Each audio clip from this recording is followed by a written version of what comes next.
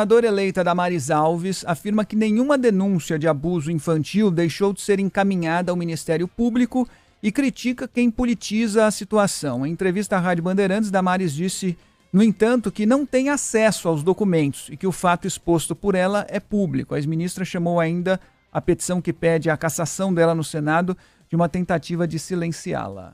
Nós colocamos o Disque 100 dentro dos barcos nas regiões de fronteira para acolher o maior número possível de denúncias. Tudo que chegou na Ouvidoria Nacional foi devidamente encaminhado. Eu só quero lembrar que as coisas que chegam na ouvidoria, a ministra não tem acesso. A ouvidoria encaminha diretamente ao Ministério Público, porque são dados sigilosos. O que eu falo no meu vídeo são as conversas que eu tenho com o povo na rua.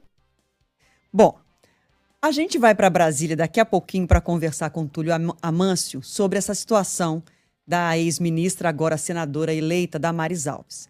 A ministra critica, a ex-ministra, senadora eleita, como eu disse, a ex-ministra critica quem politiza a situação, mas esquece de esclarecer que quem politizou foi ela. Vamos só recapitular aqui, eu gosto de pegar a linha do tempo para as pessoas lembrarem o que aconteceu. A fala da ex-ministra Damares Alves, recente agora, foi dentro de um culto de uma igreja evangélica, falando para as famílias fiéis que estavam lá para orar. Ela então começou a dizer que tinha denúncias muito graves de crianças que eram exploradas sexualmente na ilha de Marajó, no Pará, e que tinham inclusive os dentes arrancados para que elas pudessem ser exploradas sexualmente sem machucar os agressores. A ministra fez essas denúncias horrorosas diante de crianças dentro de uma igreja. E depois veio toda a repercussão. Ela estava ali fazendo um discurso pedindo votos para o candidato à reeleição Jair Bolsonaro, ou seja, ela estava usando uma denúncia gravíssima numa situação política e agora ela critica quem politiza a situação. Só que o que é importante a gente saber nessa história?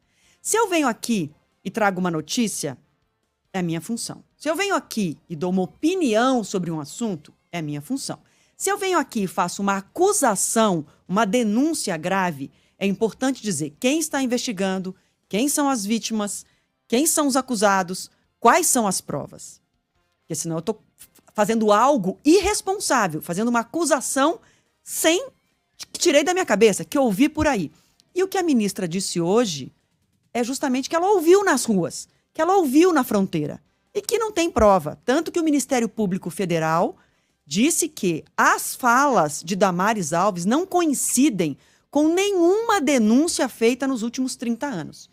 Como ministra, ela deveria ter, então, apresentado provas. Se ela tinha informação de algo tão grave, ela deveria ter apresentado provas, não falar da boca para fora.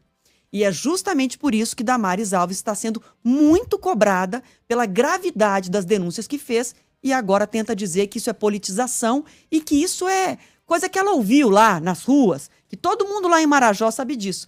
Quando as próprias pessoas que trabalham arduamente para combater a exploração sexual no Pará dizem que isso nunca apareceu por lá. Esse tipo de denúncia que ela fez dentro de uma igreja na frente de crianças nunca foram ditas por lá. O Túlio Amâncio está acompanhando toda a repercussão em Brasília, tem nota do Ministério Público e traz agora, então, as informações para a gente. Túlio, só fiz a linha do tempo aqui para as pessoas entenderem como a fala de Damares foi feita e por que a gravidade dessa situação toda. Boa tarde para você, Túlio. Adriana, boa tarde a você também, ao Fábio e a quem está com a gente aqui na Band News FM. Eu conversei também com 2 investigadores da Polícia Civil do Pará, conversei com eles de manhã e com a ministra, ex-ministra Damares Alves, agora há pouquinho antes de entrar ao vivo. O que esses investigadores da Polícia Civil me disseram? Que é importante a gente destacar que uma coisa é uma coisa, outra coisa é outra coisa. Existe o trabalho feito para combater a exploração infantil, o abuso sexual contra as crianças ali na região. Isso existe, o crime de fato acontece, ponto. Mas o que está sendo contestado são esses detalhes sórdidos que a ex-ministra trouxe no culto que ela participou no final de semana. Esses que você pontuou, que nem preciso pontuar mais, né, Adriana, porque são muito fortes, muito chocantes. Isso que a Damares trouxe, que inclusive inclui até abuso sexual contra recém-nascidos, isso a Polícia Civil disse que não tem informação de que, de fato, acontece ou aconteceu em algum momento. Por isso que tanto o Ministério Público quanto a Polícia Civil solicitaram essas informações da pasta que a Damares era chefe aqui em Brasília, né? Mulher, Família e Direitos Humanos. Mas a resposta não foi a contento, porque a pasta não apresentou nada disso que foi dito por Damares. Eu falei com ela agora há pouco, eu estou tentando até fazer uma nova entrevista com outros elementos com ela, e ela topou só falar por telefone rapidamente, e ela, mais uma vez, confirmou o que disse a Rádio Bandeirantes mais cedo. Damares Alves me falou que esses detalhes que ela trouxe, que são extremamente chocantes, ela ouviu falar, que ela não tem provas, que realmente todo mundo sabe que acontece, mas todo mundo sabe que acontece, só que não tem provas, e a quem é responsável por atuar e combater, coibir estes crimes, também não tem nenhuma informação de que isso aconteceu ou acontece na região, viu, Adriana e Fábio? É isso, Túlio. Então, se ela ouviu falar como ex-ministra, e ela ouviu falar isso quando ainda estava no cargo, ela tinha obrigação, pelo cargo que ocupava, de solicitar investigações. Se você ouve falar, você não passa adiante. Você, naquela condição de ministra, ela cobraria a abertura de investigação. Quem falou para a ministra deveria falar para a polícia, então. E por isso, agora reclamar que é uma politização do assunto, ela fazendo isso dentro de um culto, pedindo votos, é, no mínimo, irônico, né?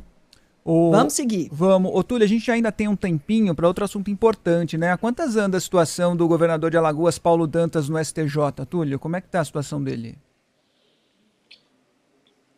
O julgamento ele começou há mais ou menos 2 horas e quem está falando ainda é a ministra Laurita Vaz. Ela está defendendo os argumentos que ela usou para determinar e autorizar essa operação contra ele. Rapidamente, então, para contextualizar a situação do Paulo Dantas, que é do MDB. Ele é governador tampão do estado de Alagoas, ele é presidente da Assembleia Legislativa do estado, e ele foi alvo de uma operação suspeito de ter funcionários fantasmas e também participar de rachadinhas. Segundo a Polícia Federal, ele teve um crescimento de 2019 até 2021, um crescimento considerável na fortuna dele, adquirindo diversos imóveis de luxo. E esse dinheiro teria vindo desses esquemas de corrupção aí.